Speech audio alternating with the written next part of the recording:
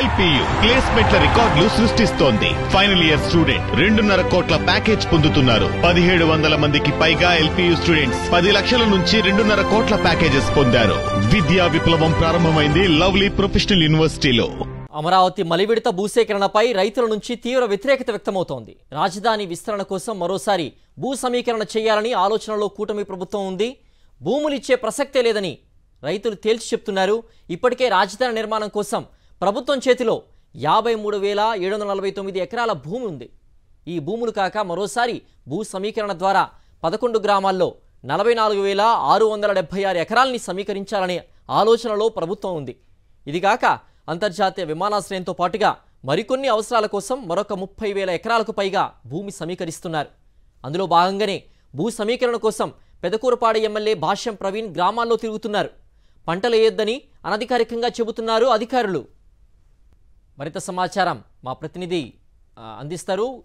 ప్రభుత్వం అవసరాల కోసం మరో 30,000 ఎకరాలకు పైగా భూమిని సమీకరిస్తున్నట్టుగా అధికారులు చెబుతున్నారు అన్అఫీషియల్గా. అలాగే భూ సమీకరణ కోసం పెదకూరపాడు ఎమ్మెల్యే భాష్యం ప్రవీణ్ గ్రామాల్లో తిరుగుతున్నట్టుగా సమాచారం అందుతోంది. అశోక్, దీనికి సంబంధించిన పూర్తి డీటెయిల్స్ ఏంటి?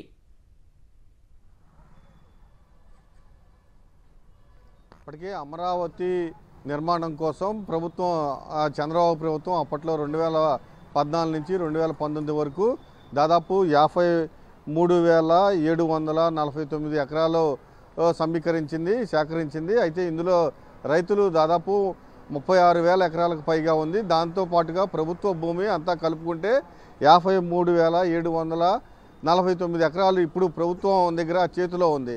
అయితే ఇది కాక మరొక విడత భూ సమీకరణ ద్వారా భూ సేకరణ ద్వారా మరొక 11 గ్రామాల్లో 44,676 ఎకరాలు సేకరించాలని ప్రభుత్వం యోచిస్తుంది. ఇందులో మొత్తం 11 గ్రామాలు ఉన్నాయి. తుళ్ళూరు మండలంలోని హరిశ్చంద్రాపురం, వడ్డమాను, పెద్దపర్మి, అలానే అమరావతి మండలంలోని వైకుంఠపురం, అమరావతి మండలంలోని వైకుంఠపురం, ఎండ్రాయి, కర్లపూడి, మోతడక, అలానే తాడికొండలోని నిడుముక్కల, తాడికొండ, కంతేరు, మంగళగిరిలోని కాజా, ఈ మొత్తం 11 గ్రామాల నుంచి 44,676 ఎకరాలు సేకరించాలని ప్రభుత్వం భావిస్తుంది. ఇది కాక మరొక 30,000 ఎకరాలు తీసుకోవాలని కూడా చెబుతుంది. అయితే ఈ 44,676 ఎకరాలకు సంబంధించి ఇప్పటికే అనేక గ్రామాల్లో గ్రామ సభలు నిర్వహించారు. రైతులంతా ఒకటే చెప్తున్నారు, ఖచ్చితంగా మేము భూ సమీకరణకు భూములు ఇచ్చే ప్రసక్తే లేదు. గతంలో రైతులు అమరావతి పేరుతో భూములు తీసుకున్నారు. రైతుల దగ్గర నుంచి వాళ్ళకి ఇప్పటి వరకు ఎటువంటి డెవలప్మెంట్ లేదు. వాళ్ళకి రిటర్నబుల్ ప్లాట్లు కూడా ఇవ్వలేదు. వారికి అభివృద్ధి చేసిన ప్లాట్లు ఇవ్వలేదు. ముందు ఆ ప్లాట్ల సంగతి అభివృద్ధి చేసి వాళ్ళకి ఇవ్వండి, తర్వాత అప్పుడు ఆలోచిస్తాం, అప్పటి వరకు మా దగ్గరకు రావద్దని తేల్చి చెప్పేశారు. ఇది కాకుండా మరొక 30,000 ఎకరాలు భూమిని సేకరించాలని కూడా ప్రభుత్వం యోచిస్తుంది.